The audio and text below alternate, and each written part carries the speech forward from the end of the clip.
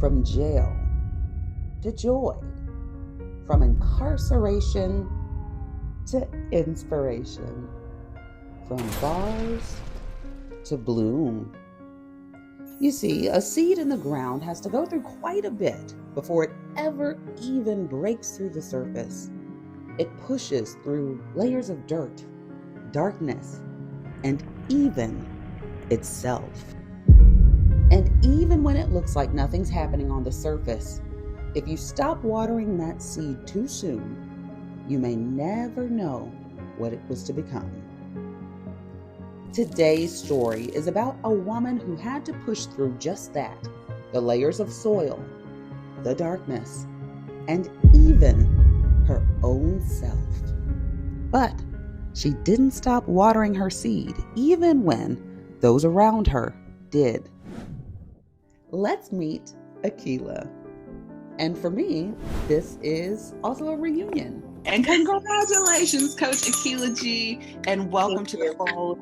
Congratulations. Thank you. Coach Akila is a graduate of the Say Life Coach Institute. We've walked this journey together virtually since 2021, but because of the pandemic, we weren't able to meet in person then. Well, today is the first time we meet face to face. But just because your sunflower is in full bloom doesn't mean that it won't still face some rain. Let's step into her story.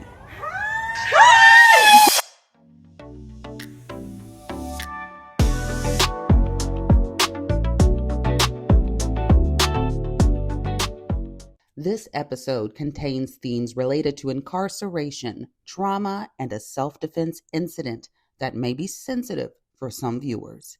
Viewer discretion is advised.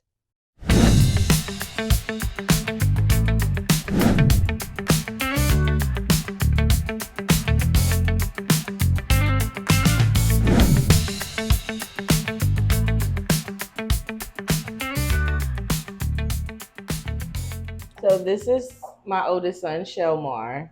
This is Carrington. Carrington is going into Marines. This is Kelsey. She was, I think, maybe 3. Yeah, and here they are all together with me.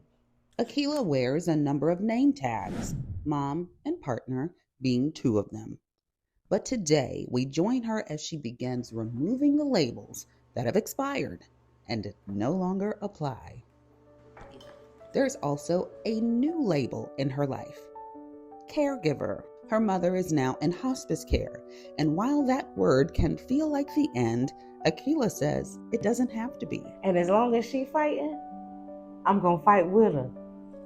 That'll never change.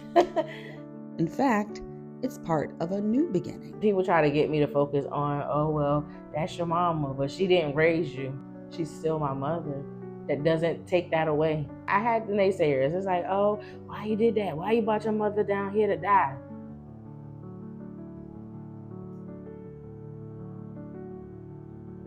She's not dead. And a way to finally get the time they never had.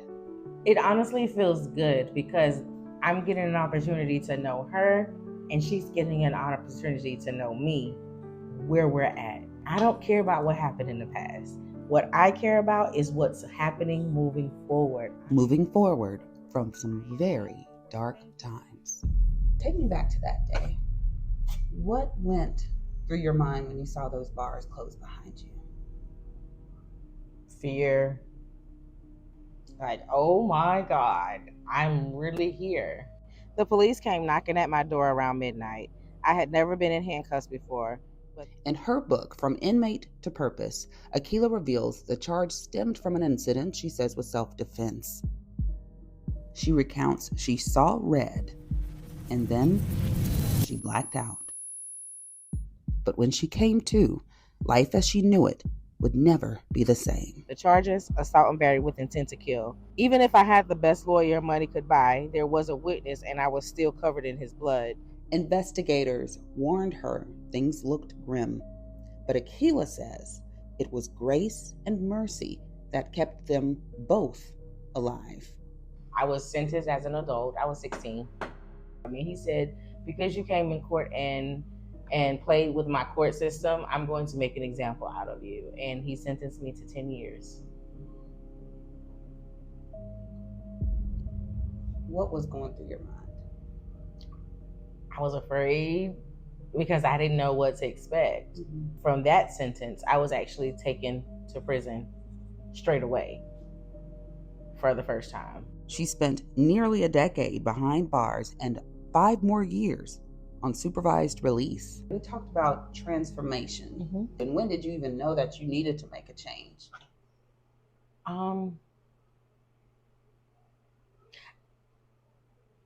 I'm not even going to say that I learned my lesson the first time I went to prison, because I didn't, because I ended up coming back out and got myself in more trouble. Akila found herself involved in a credit fraud ring, making more money than she ever had at that time. But it came with a cost. I went into survival mode. I always had this mentality, I'm a hustler, I'm going to do what I got to do.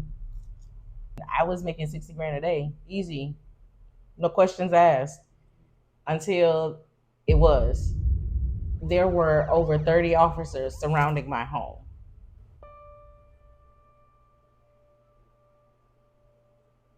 I went to the door and I answered.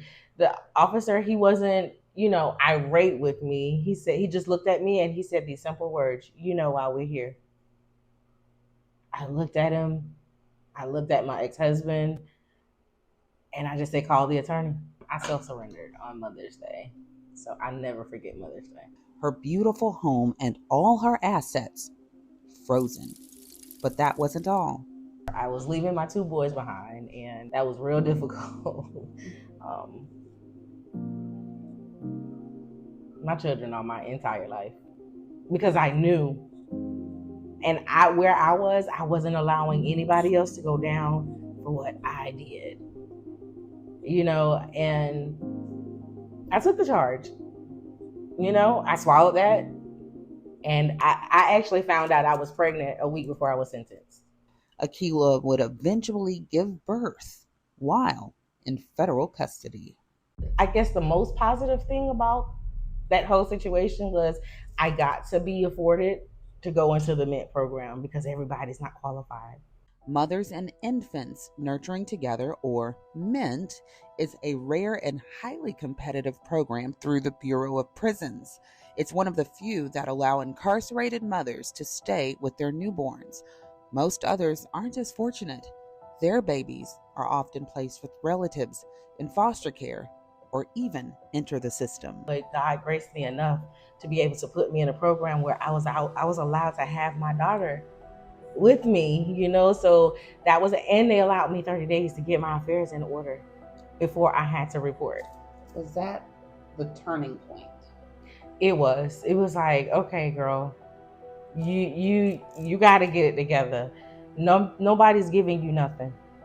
You can't go out here and commit crime and think you're not going to get punished for it, because you are, and you will. I didn't like to listen to anything anybody had to say. A friend of mine years ago, she was like, Akila, if you don't get yourself together, you ain't going to raise your kids. And that kind of triggered me a little bit. It was like, oh, your kids ain't going to know you. But that actually turned on a light inside of me. I'm like, girl, if you don't get yourself together, you're really not going to raise your kids. Ultimately, I knew I had to make the decision to be something better. She says that she experienced silence and abuse as a child, and that shaped how she saw the world and herself. And they swept it under the rug. I felt like growing up, I was never seen. I was never heard. I felt like my voice didn't matter. I didn't have an opinion. Come. That's why I have the relationship that I have with my kids. I don't want them to ever be in a place where they feel like they're not heard. I found myself literally trying to heal things by myself, and for years she carried that with her until life forced her to face herself again. Because the first time it was like, I had my chest out. I was afraid, but I wasn't no punk neither. I didn't understand the matter of fact that I was chosen. I didn't understand that. I didn't understand that until after I went to prison the second time. Was that the start of you walking in your truth? Mm-hmm. Even sunflowers see storms.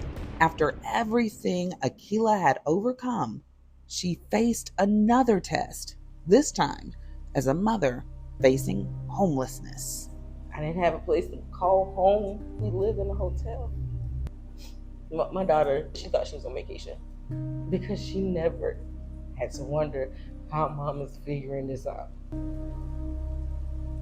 And I realized that in order for me to be able to get what I need to get done, I gotta figure it out myself, or really rely on God. That's where my faith came in. That faith did carry her. Just last year, Akila went from homeless to homeowner, overlooking beautiful farmland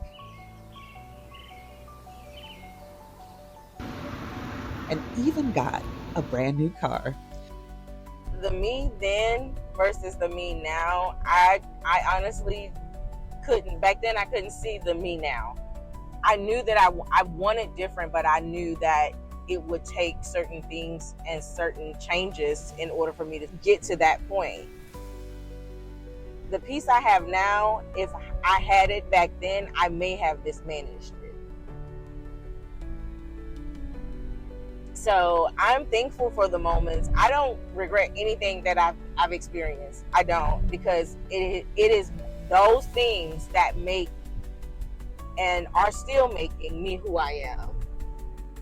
She now works as a real estate consultant, certified life coach, and author, all while being a mom, a partner, and now a caregiver.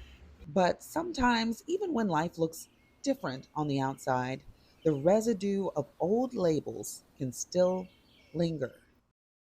What are some of the labels when you were going through that? What were some of the labels that people put on you? Because sometimes people can put labels that aren't even yours on someone else based on where they are in their life and also what they're maybe projecting or putting onto someone else.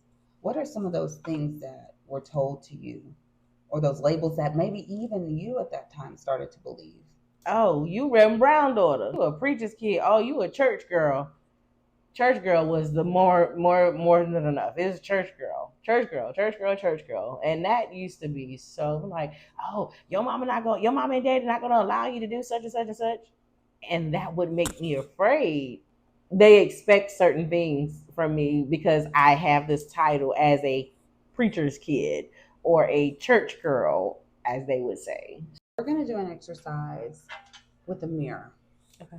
And a mirror is a reflection of what we see Mm-hmm. when we look in it. So let's go do that now. Okay. Akila hadn't seen some of these labels in years, but today we're doing something different. Before something can bloom, the weeds have to be cleared. This mirror, it's not just about reflection, it's about release. A space to confront the words the world gave her and choose new ones for herself. All right, Akila, come down the stairs and let's take a look in the mirror.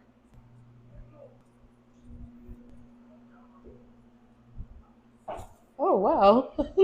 Okay. What's coming to mind as you're seeing some of these labels? All of which have expired. But what's it bringing up for you right now?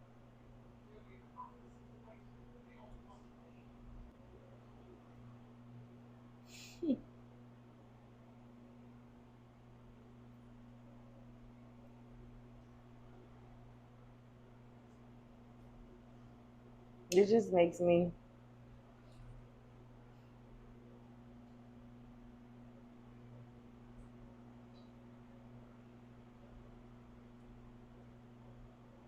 it is kind of triggering.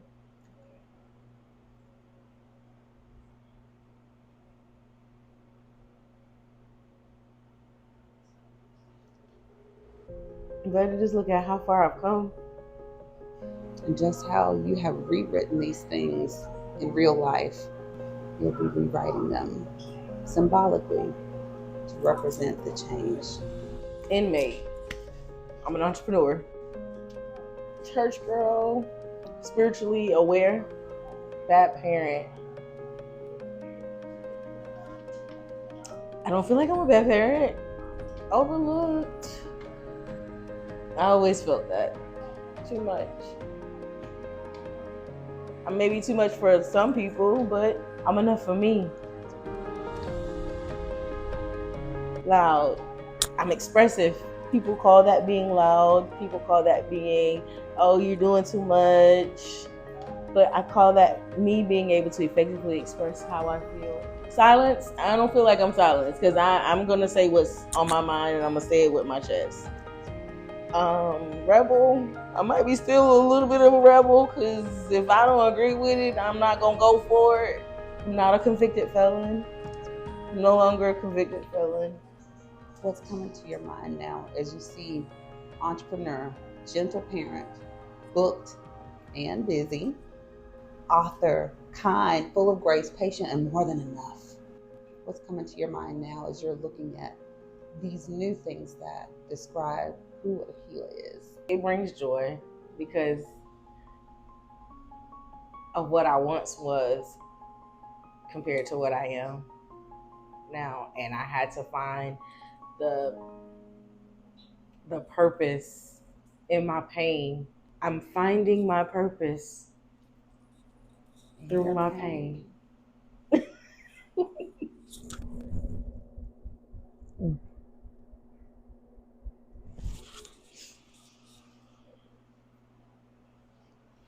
You did that.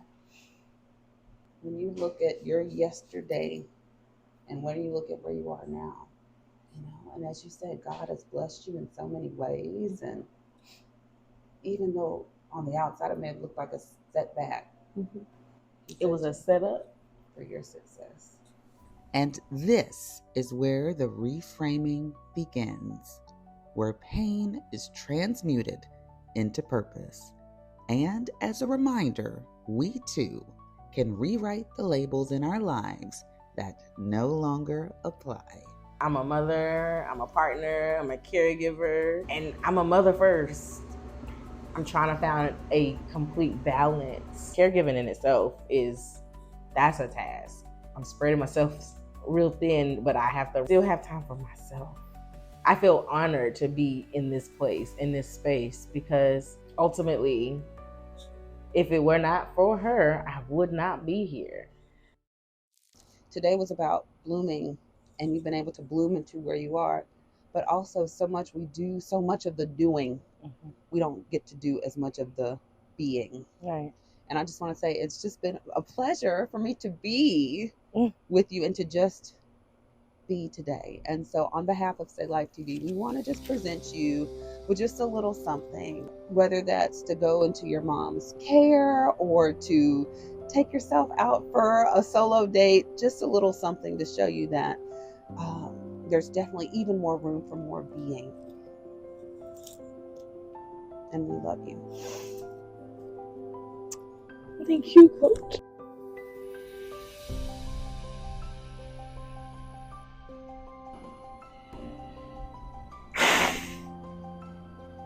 You've been through so much, and your testimony is going to inspire so many by you just being you. And as I said, some people don't have the courage to do that, but you do. And I want to thank you for being who you are.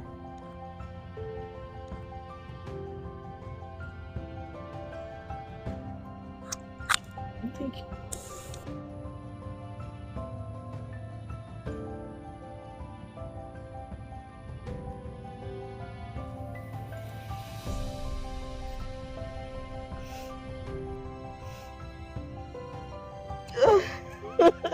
Sunflowers are known for their resilience. They endure shadows, storms, and still they rise. All we have to do is turn toward the sun. I'm such a crybaby. This is a safe space. And look, this is literally your space. Yeah. Because around here, we say life and then we live it. Until next time on Say Life TV.